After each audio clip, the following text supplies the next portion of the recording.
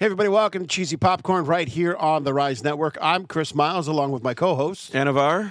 And, well, like I said, this is Cheesy Popcorn. Every week we come out with a new episode. We have a particular topic we talk about. We talk about the movies that are coming out, and then what else do we do? Well, we talk about media. We talk about television. We talk about some radio, a little bit of radio. We're not movie critics. We've always said we're not movie critics, but we like movies. We both like movies. We have extensive media backgrounds in radio and television. So it gives us a little bit of an edge. And we don't always say we're right, but we always say what we think is right. And it's all right here on the Rise Network. It's Cheesy Popcorn.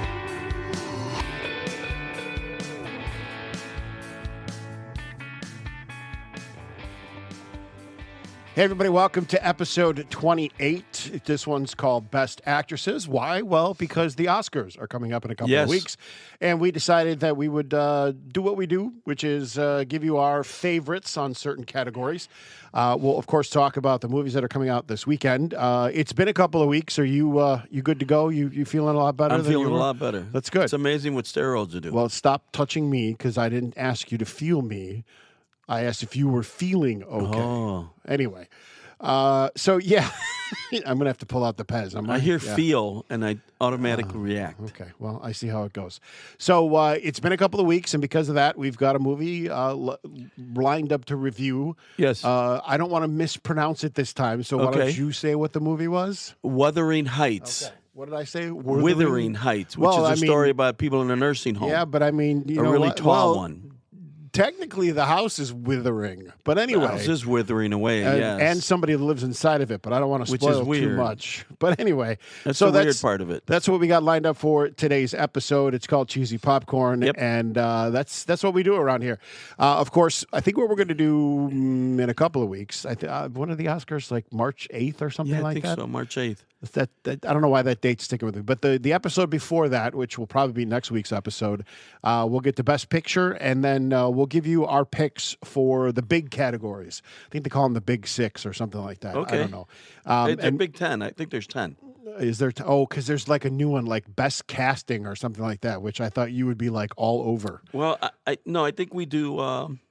It's March 15th. Actually, is the Oscars. Oh, okay. Well, so March I was 15th, off by a week. 98th annual. I want to say 5, 6, 7, 8, 9, 10, 11, 12. He's doing math, folks. I think there's 15. You have to bear with him. Because they put the animated short and all that stuff in there. We can do all of those. Or we could just pick 10. We'll figure it out. We'll come up with a list, and then we'll do the big ones. I say we do 10. Let's do the top 10. The ones that you have to wait to the end of the show for. That's kind of what I was going at. Yeah, we'll do that. And because of that, that's why this episode is called Best Actresses. We'll pick a couple actresses. We'll talk about them and whatnot. But first, let's talk about the movies that are coming out this weekend.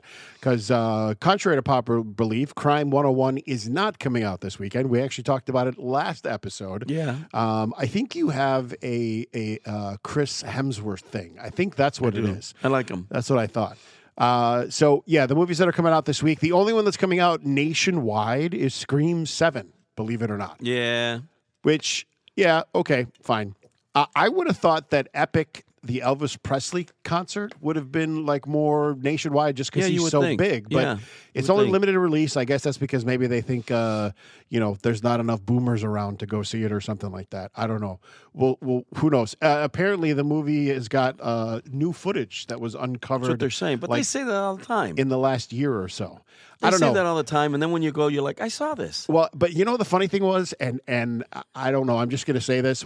I saw a preview for it. I forget which movie we were watching, but it's one of the last couple of movies we watched. Maybe it was Send Help. Mm-hmm. I think that's when it was. And then they had the preview for it. It looked like Elvis Presley was AI generated. I'm just saying it. Oh. That's what it looked like to me. I don't know. Be. And then I mean, we could be AI generated. People don't really know. Well, that's true. But eventually, we're probably going to go to being on video, and we'll have to kind of. Then we'll have to be AI generated. We'll have to kind of go from there, I guess. Yeah. Also, in limited releases, in a limited release this week is a film called Dreams. It's with Jessica Chastain. Okay. Robert Friend. And it's about a young Mexican ballet dancer who longs for international recognition and to build a new life abroad. So in limited release, of course.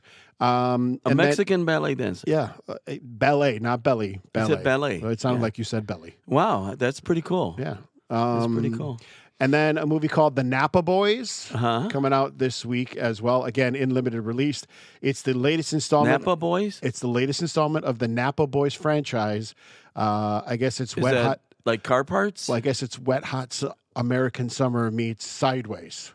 What? Yeah, that wine movie that what that guy was in. With I liked the actor, but I didn't care for the movie. Yeah, it was kind of out there if you ask me. I guess that I guess with the Oscars around the corner, that's pretty much what this is. Also, and I'm going to butcher this, Umamosumi. I don't know. That's in limited release. I know I butchered that. It's Pretty Derby, Beginning of a New Era is the subtitle of that. It looks like it's a Japanese animation film. And that's probably why it's in limited release as well. So, I don't know. We didn't talk about this before the show, so you want to go see Scream 7 since it's the only movie that's coming out this week? Not really. I mean, I think they could have stopped after Scream 2. I don't know. I disagree. I think 3. The trilogy would have been enough, and then they don't have to do it anymore. Okay, I'll give you a trilogy, but really, I mean, it's like Rocky Balboa movies. I mean, eventually Rocky's going to be fighting in a freaking nursing home. Who gets the Metamucil first, I guess. The funny thing about this is always Hayden Panettiere comes back. Oh. And I think she was in 2. Oh. I thought she died in 2. Jamie Lee wasn't in Scream, right? She was in Jamie Halloween. Lee Curtis is in Halloween. Yeah, okay, yeah. No, Jamie Lee Curtis was never in this movie. Okay. All right, well then how about we do this? Let's do this. You pick a movie that you want to review. Okay. And then I'll pick a movie that I want to review, and we'll come back and we'll surprise the audience about what we're doing. Okay. Well, it could be on Netflix, it could be on streaming, whatever you want. It could be an old movie, it could be a new movie, it doesn't matter. Oh, an old movie. Yeah. Ooh. Yeah. We'll give you the chance to shine, as they say, with your old movie knowledge. How's that? Or we could do this. Tomorrow, you send me a movie that you've seen that I probably haven't seen. We did that already. I know, but we could do it again. Nah, let's pick a movie. You do an old one or one that you like. Do something that we haven't talked about. Okay. And I'll pick a movie that we haven't talked about. I'll probably go back to because, I mean. Fine. You never listen to me anyway. What? It's fine. Anyway, speaking of never listening, Wuthering Heights. Wuthering Heights. Yes. Wuthering Heights, because that's pretty much what happened to the building that they all lived in. Oh yeah, the building was shot. The guy that was in there. And then the movie itself. But I'll let you go ahead and talk about what you thought about it first. Okay. Well, here's the thing. It's a remake. It's, I believe, the 4th time this movie has been made. 4th time. 1939, 1970, 1992, and now. Been made 4 times. Okay? The original is noted as the classic with Laurence Olivier. That's noted as the classic movie. The best of all of the movies that have come out, they say, is the 1992 film with Ralph Fiennes and Juliette Binoche, because it covered more of the book. They said, which I kind of agree with. I mean, Laurence Olivier's Heathcliff. I don't know that you can get any better than that. And then David Niven is in it as well in the original 1939. 1939, Chris. Why'd you have to say it like that? 9. It's just amazing. Oh, okay. Well, I took the Oprah class of saying things. And she always does that. You get a car, and you get a car.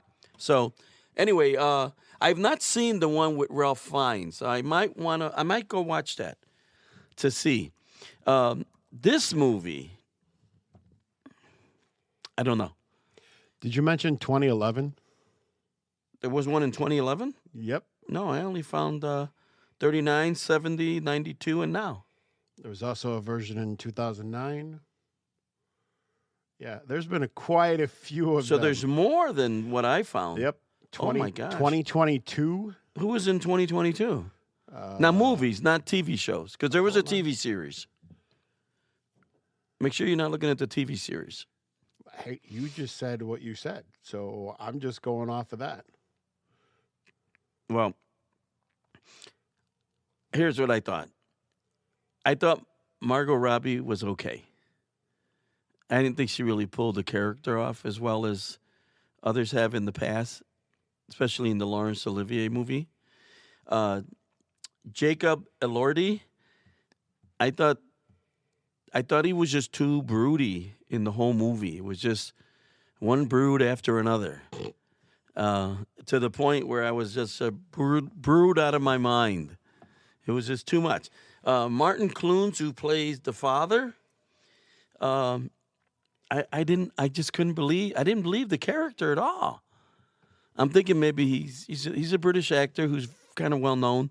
Maybe he just got a nice chunk of change to do the movie. It's my opinion. What I did like about it, there were two things I really liked about it. The cinematography was fabulous. The lighting, everything I thought was really, really well done. And the score, the music, the soundtrack.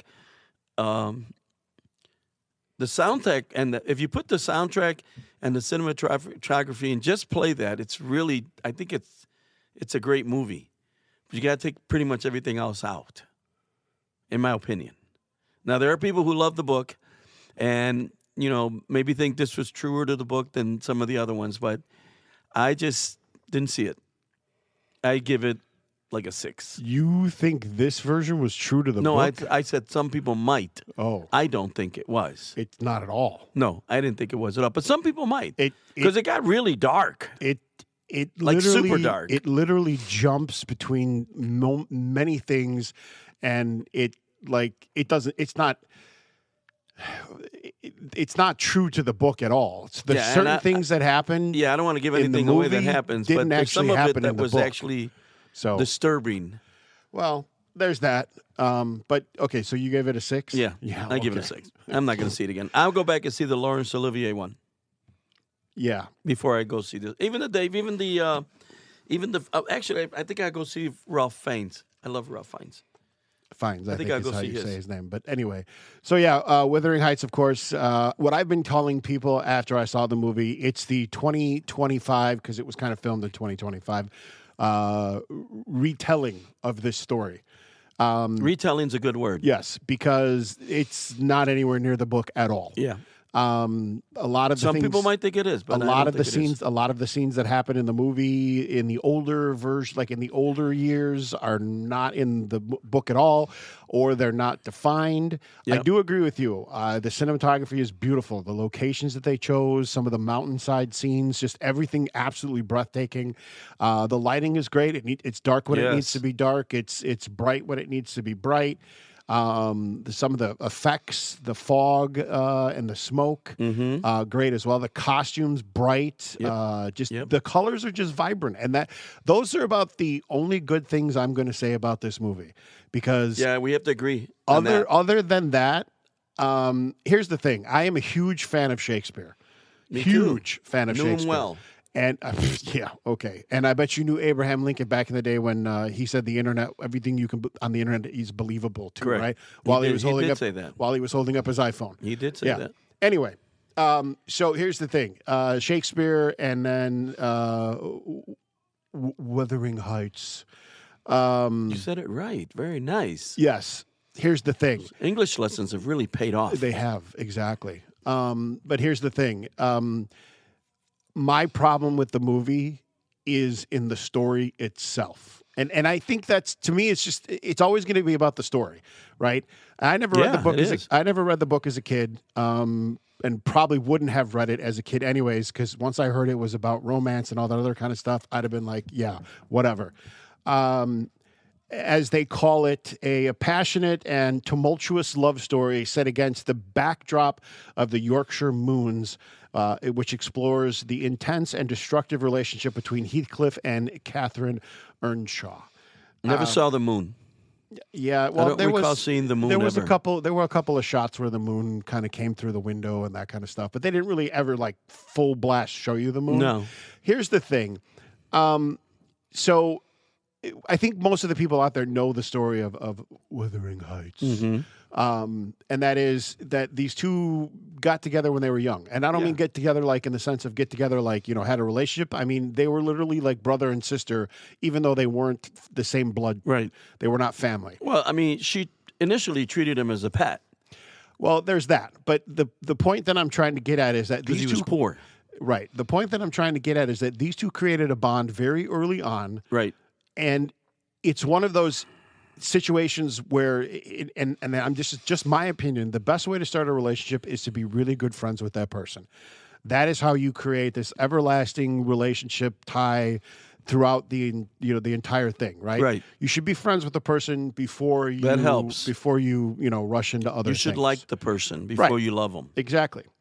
And because they created that bond, the way this movie had them battling against each other, and again, this is just my opinion, but they were like one-upping each other, right? One would do one would do one the wrong way, then the other one would do the other one the wrong way, and the other one was like, oh, you're going to do this? Well, I'm going to do this, and you're going to do this, and I'm going to do that. That's not love. No. That's not love at all. Having heard you say that, the first thing that popped into my mind, and this is going to sound weird, but this particular version of this movie was sort of like a really, really, really super dark version of The Princess Bride. Okay. I could see that. They build a relationship as young. One goes away, comes back different, right? And the one is promised to another. I'm not giving anything away here. People should know that. So if you put them side by side, The Princess Bride was 1,000 times better movie, by the way, than this. But think about that. It's sort of The Princess Bride, but dark. I think you're stretching it a little bit, but that's okay. I'm just saying. No, you're yes. Okay. I just made a point. You don't have to agree. The point that I'm getting at with this review is that at some point in the movie, I was like, okay, I'm done. I was going to leave early, to be honest with you. I couldn't leave. I couldn't because I wanted to see how it ended. I couldn't leave because I wanted to see how it ended. Right. But at some point, I was just like, this is not the way that people would have been at this time frame. And the ending was horrible. And when I talked to a friend of mine who actually read the book all the way through, they also saw the movie. They told me, they're like, yeah, no, that the way the book is written versus the way this movie is, it rips the story apart, and it's a retelling of the story. It literally like edited down, chopped up, and put together for 2026 moviegoers just to create some sort of hype. I think there was a lot of poetic license here. No, in this one, that there was all poetic license. No, I think there were some things that were true to the story. I mean, his name is Heathcliff after all. Okay, and she was Christine. The character names, it's Kathy, but that's okay. The character names are about the only thing that lasted in this. You got to give him something, Chris. In this movie, let's look at the positive about this. There's nothing positive about this. The characters were named correctly, except for you just got one wrong, so that's okay. Christine. No, it's Catherine. Catherine, I'm sorry, Catherine, right? Catherine, Kathy. Yeah. They called her Kathy, though. Yes, the whole movie they called her Christine. Kathy. Never Catherine. Doesn't matter. Always Kathy. No, that's not back true. In those that's days, not true. She was called Catherine by a few people. Yeah, not much. The servants called her Catherine. Not much. Okay. I don't think Heathcliff even called her Catherine. Okay. Just saying. And there's also a character in here called Garfield as well, too. Regardless, but he doesn't eat lasagna, oddly enough. Right. Regardless, here's my view of the movie. It's 4, and that's it. A 4? Yes. Okay, I thought we'd be a little close. Nope. Well, we're not too far. Nope. The movie. I think I gave it a 6 because it was pretty to watch. It was pretty to watch. You're absolutely right. It's a pretty movie to watch. The cinematography, the locations, and I love period pieces. You know, you and I talked. Not me and I, but you and I. Was that a joke from like a spoiler joke too? You and I talked about. All right.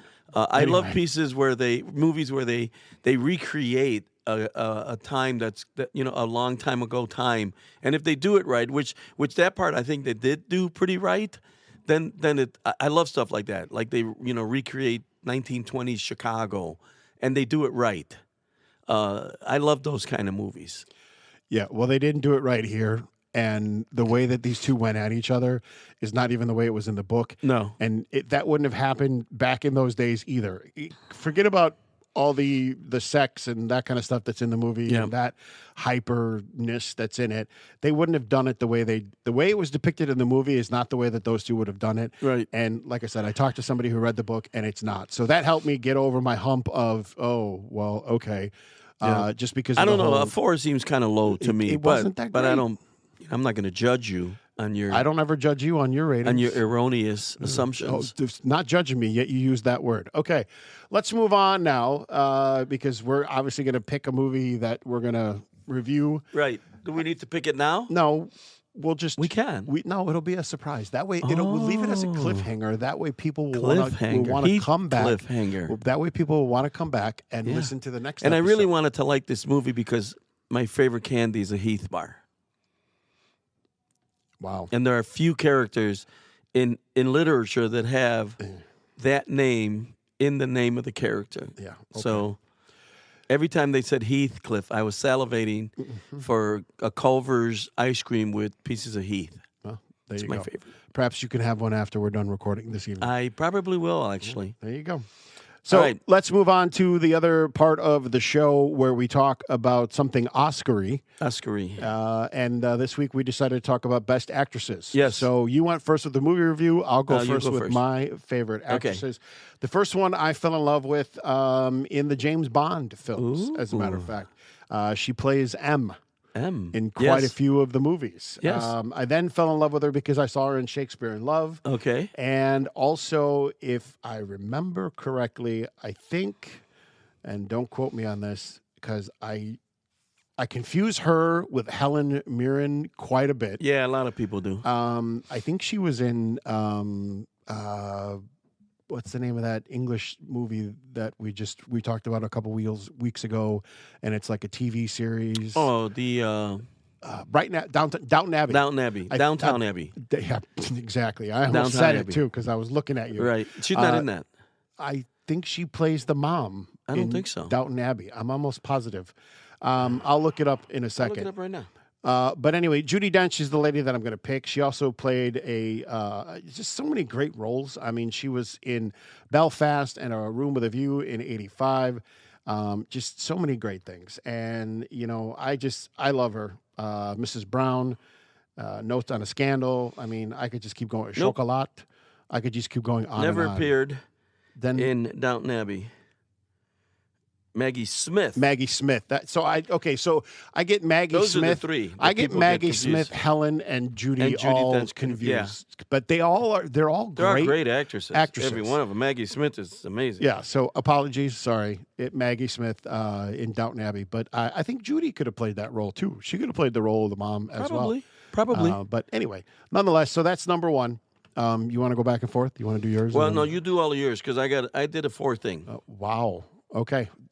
More microphone time, I guess, is what you want this week. Okay, moving on. First rule of broadcast. Okay. Have more to say. Fine. Meryl Streep. Yes. By far, I don't think anybody can argue this. Sophie's Choice, Devils Wear Prada, Kramer versus Kramer, Out of Africa, even Mamma Mia. I thought she was great in Mamma Mia as well, too. Yeah, not a great movie. No one asked you about what you think about Mamma Mia. So no one asked you, so just stop. I like her. Just that's it. She was also in The Deer Hunter. Yes. And Little Women as well, too. So I don't think I need to Which say is not about more. short women, I found out. That was very disappointing when I went to go see that. Yep. So those are my two. Go ahead. Okay. The rest of the show's yours. Well, here's what I did. I kind of took genres: thriller, comedy, rom-com, action, and picked my best, my favorite actresses in each of those genres. Okay, in thrillers, and we mentioned this earlier with Halloween. I think Jamie Lee Curtis does a great job in thrillers, whether it's that one or she did Blue Steel, which is another thriller where she's a cop. I think Jamie Lee Curtis just does a nice job in thrillers. She does a nice job in comedies, too. But I think she excels in thrillers, in my opinion. That's just me. Comedy, going way back for this one. Judy Holliday. I don't know that there was they're great actresses. Perhaps for our younger audience, you should explain who she is, because... Well, Judy Holliday was a fantastic actress. She was a brilliant woman, by the way, and actor. She played, back in the day in the 40s, 50s, the blondes were the dumb blonde kind of character. So she played those a lot. She played in a movie called Born Yesterday. It was remade some years ago with Johnson. What's his name? Johnson. The actor Johnson. Don Johnson. Don Johnson. And an actress that played the role of Judy Holliday, but not as well. Her comedic timing was perfect, in my opinion. So for comedies, Judy Holliday, look her up. Look up Born Yesterday. Look up, it's another movie with her where she's pregnant, and I can't think of the title, but it's another fabulous movie. She's just funny. She's just a very natural. You don't even see acting with her. Rom-coms. This is going to be off the wall from a lot of people. Deborah Messing from Will and Grace.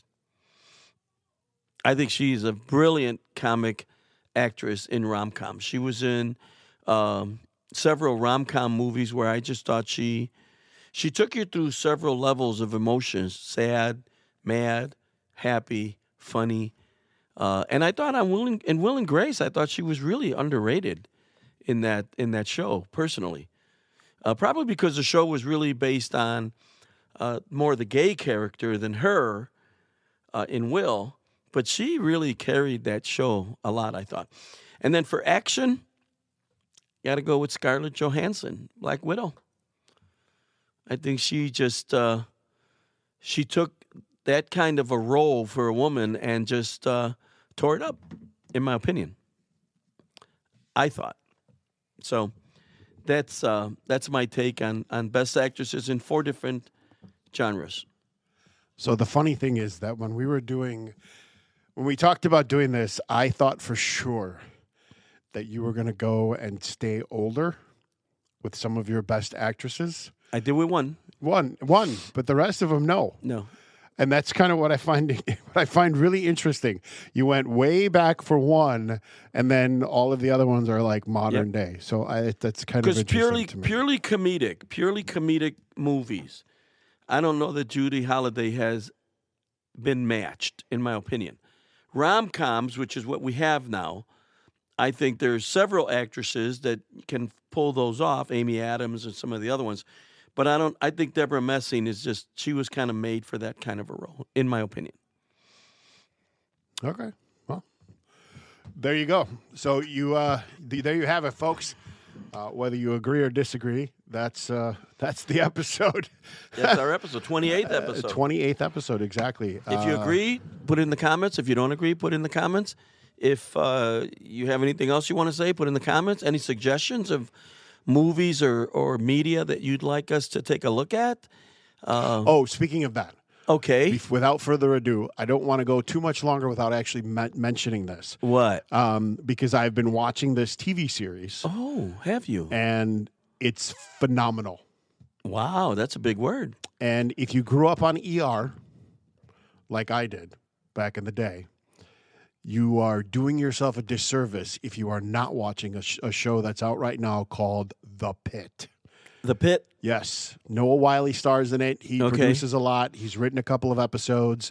It takes place in a emergency room inside one of the most notorious hospitals in Pittsburgh. The ER department, so affectionately named The Pit. Yep. And it's basically a day in the life of what happens on I believe it's a 12-hour shift. Okay. That they work. Which is kind of what ER was. Yes, but ER in its later days, and The Pit hasn't done this yet, and that's why I'm praising the show as much as I have. When ER came out, it was like late 80s, early 90s, right?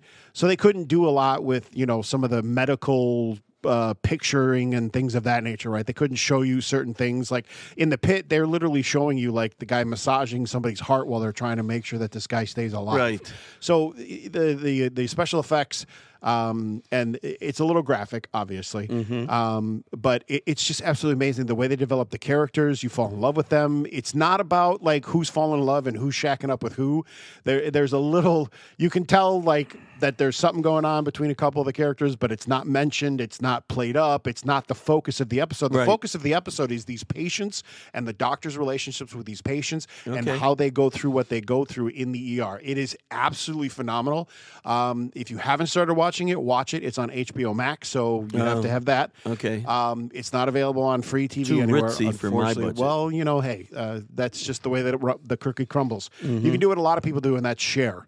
But anyway, it's phenomenal. It's so great. You're going to need Kleenex, though. Because they takes a lot to make me tear up. Then watch The Pit and tell me you didn't tear up. Because if you didn't, then I'm going to question your humanity. Because even I teared up during some of this stuff. It's heavy. I'm impressed. It's very heavy. And my favorite character on the show is Dr. King. Dr. King. She is I think now second year attending. Or maybe she's first year attending. I don't remember exactly, but her sister is on the spectrum, and she has a little bit of spectrum qualities to her as well. And so she deals with some of the struggles there, and she's just so funny and quirky. It's just so real. I mean, that's literally what this show is. It's just real. It's real and it's raw. And, you know, in this day and age, I don't think it gets any better. So let's see. Here's my. You haven't seen it, so no, but I'm going to tell you my ER. I never watched ER. Oh, I watched one episode. My brother was religiously watching it. Did you watch St. Elsewhere? I like St. Elsewhere. Okay. But I watched ER because my brother told me, you got to watch ER. You got to watch ER. It's a great show. It's very realistic. It's very realistic. It was for a while. I watched an episode for him. First, second season, third season? Let me I don't remember. I watched. Well, it makes a difference. Well, no, it doesn't to me because. But it does, because if you watched ER, the first 3 seasons, your brother's right. It was. Well, I don't know what season. It was early on. It might have been the second or third season. All bets are off. His whole thing was the realism of it. And so absolutely. I said, I'm going to watch this. And I got through the first, 10 minutes. The episode started. You might remember it if you watch it. They're doing parallel editing. If you don't know what that is they're showing you 2 storylines going on at the same time. They cut to one and they cut to the other. There's multiple parallel editings going on in The Pit. Okay, so that was a big thing in ER too, and I like parallel editing. But it's more than parallel. There's 6 stories going on. Yeah, you can have as many as you want. Okay. The idea is that there's different storylines. Okay. In this one, the beginning of this ER episode that turned me off to the ER period, which I hadn't watched anyway, but there were 2 stories. The first story was they wheeled a guy into the ER, and they're trying to revive him. That's story 1. Second story is the air conditioning is out in the hospital. And the parallel editing part is the guy trying to fix it. And he's a kind of a heavy-set guy trying to fix the air conditioning at the same time that they're trying to revive this guy. So they cut back and forth. Working on the guy's working on the air conditioning. Working on the guy's working on the air conditioning. The guy working on the air conditioning ends up walking through some ductwork to try to fix the air conditioning, right? Meanwhile, they're working on the guy. They show the guy in the ductwork. He's walking, crawling in the ductwork, and they show the doctor's working on the guy in the ER. Well, at one point, they stop working on the guy in the ER. They all walk away with nothing we could do, right? The very next thing that happens is the guy working on the air conditioning falls through the ceiling onto the patient that they were just working on feverishly. All the doctors turn to see what just happened, and then they turn to see the heart monitor that all of a sudden is blinking. And when I saw the heart monitor blink, I said, this is absolutely not realistic. And I never watched another episode. So I will give The Pit a shot, because I know you are more in tune to what is real than some other people might be. I will tell you this right now. Yes. There's nobody working on any duct work. It's all about the patients and the doctors. That's and how it should be. Right. And that's why I said it depends upon, and you probably watched a later episode, because the first season it wasn't like that. The second, third, and then after that it went downhill after that. Could have been. And I don't remember. George Clooney was still in it because he was one of the doctors. George Clooney was in it for quite a while. Okay, I didn't know. Because again, I didn't watch it. Before he left. Eric LaSalle was the one who wasn't in it for very long. I think he was in it for maybe 2 seasons. Noah Wiley was in it from the very beginning. Yeah, I remember Noah. And Noah now is in the pit as well. Okay. So, but yeah, right. I didn't want to go any further because I've been watching it for about the last couple weeks since we've been gone. And the second season just started. I think they're on episode like 8 or 9 now. It's roughly about 15 episodes, so you can binge watch it. They're about an hour long. That's 15 hours. Oh well. I don't got that kind of time. It's 15 hours that you're going to enjoy. It's 15 hours of quality entertainment. Let's just put it that way.